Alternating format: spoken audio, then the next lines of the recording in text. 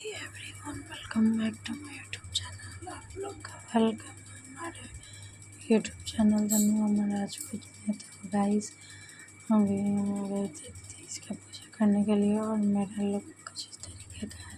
तो आप लोग कमेंट में बताइएगा मैं कैसी लग रही हूँ, मेरा साड़ी कैसा लगा आप लोग को, प्लीज़ भर भर के कमेंट करिएगा।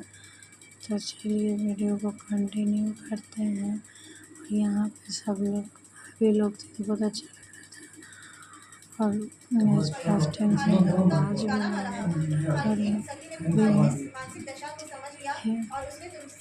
अब वीडियो को एंजॉय करिए। और यहाँ पे मेरे पिता ने मेरा विवाह विष्णु जी से निश्चित कर दिया। मैं विचित्र धर्म संकट में हूँ, अब क्या करूँ? राम छोड़ देने के अतिरिक्त अब कोई भी उपाय शेष नहीं बचा है। तुम्हारी सखी बड़ी ही समझदार और सुलझबुझ वाली थी।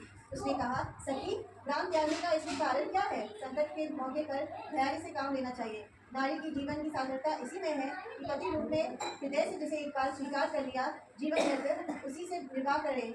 सच्ची आस्था और एक निष्ठा के समक्ष तो ईश्वर को भी समर्पण करना पड़ता है। मैं तुम्हें घनघोर जंगल में ले जाती हूँ। वो साधना स्थल भी है और जहाँ तुम्हारे पिता तुम्हें खोज भी ना पाएंगे, वहाँ तुम साधना में लीन हो जाना। मुझे विश्वास है ईश्वर अवश्य अवश्य तुम्हारी सहायता करेंगे। तुमने ऐसा ही किया। तुम्हारे पिता तुम्हें घर पर ना पाकर बड़े दुखी तथा चिंतित हुए। वे सोचने लगे कि तुम जाने कहाँ चली गई। मैं विष्णु जी से उसका विवाह करने का प्रण कर चुका हूँ। यदि भगवान विष्णु बारात लेकर आ गए और कन्या गर्भ ना हुई तो बड़ा अपमान होगा। मैं तो कहीं मुँह दिखाने का योग्य भी नहीं रहूँगा। यही सब सोचकर गिरिराज ने जोर जोर से तुम्हारी खोज शुरू करवा दी। इधर तुम्हारी खोज होती रही और उधर तुम अपनी सखी के साथ नदी के तट पर एक गुफा में मेरी आराधना में लीन थी। भाद्रपद शुक्ल तृतीया को हस्त नक्षत्र तथा उस दिन तुमने वेद की शिवलिंग का निर्माण करके व्रत किया। रात भर मेरी स्तुति के गीत गाकर जागी। तुम्हारी इस कष्ट साध्य तपस्या के प्रभाव से मेरा आसन डोलने लगा, मेरी समाधि टूट गई। मैं तुरंत तुम्हारे समक्ष जा पहुंचा और तुम्हारी तपस्या से प्रसन्न होकर तुमसे वर मांगने के लिए कहा। तब अपनी तपस्या के फलस्वरूप मुझे अपने समक्ष पाकर तुमने कहा, मैं हृदय से आपको पति के रूप में वरण कर चुकी हूँ। यदि आप सचमुच मेरे तपस्या से प्रसन्न होकर आप यहाँ पधारे हैं तो मुझे अपनी अर्धांगिनी के रूप में स्वीकार कर लीजिए। तब मैं तथास्तु कहकर कैलाश पर्वत पर लौट आया। प्रातः होते ही तुमने पूजा की समस्त सामग्री को नदी में प्रवाहित करके अपनी सहेली सहित व्रत का प्रारंभ किया। उसी समय अपने मित्र बंधु व दरबारियों सहित गिरिराज तुम्हें खोजते खोजते वहां आ पहुंचे और तुम्हारी इस कष्ट साध्य तपस्या का कारण तथा उद्देश्य पूछे। उस समय तुम्हारी दशा को देखकर गिरिराज अत्यधिक दुखी हुए और पीड़ा के कारण उनकी आंखों में आंसू उमड़ आए थे। तुमने उनके आंसू पूछते हुए विनम्र स्वर से कहा, पिताजी, मैंने अपने जीवन का अधिकांश समय कठोर तपस्या में बिताया है। मेरी इस तपस्या का उद्देश्य केवल यही है कि मैं महादेव की को पति के स्वरूप में पाना चाहती हूँ। आज मैं अपनी तपस्या की कसौटी पर खड़ी उतर चुकी हूँ। आप क्योंकि विष्णु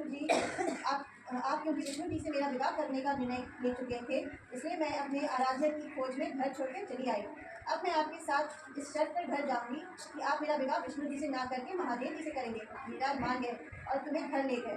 कुछ समय के पश्चात शास्त्रोक्त विधि विधान गैस तो वीडियो अच्छी लगी तो जल्दी से लाइक करिएगा और सब्सक्राइब करना बिल्कुल ना भूलिएगा। और गैस मैं आज में मेरा तबीयत भी खराब हो गया, तो चलिए मिलते हैं अच्छे ब्लॉग के साथ। तब तक के लिए टाटा बाय बाय। को मनवांछित फल देता हूँ।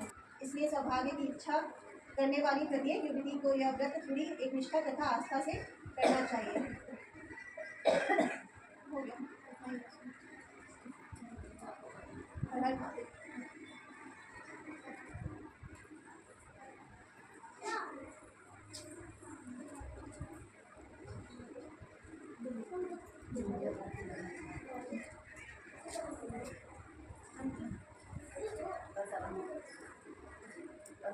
नहीं, नहीं,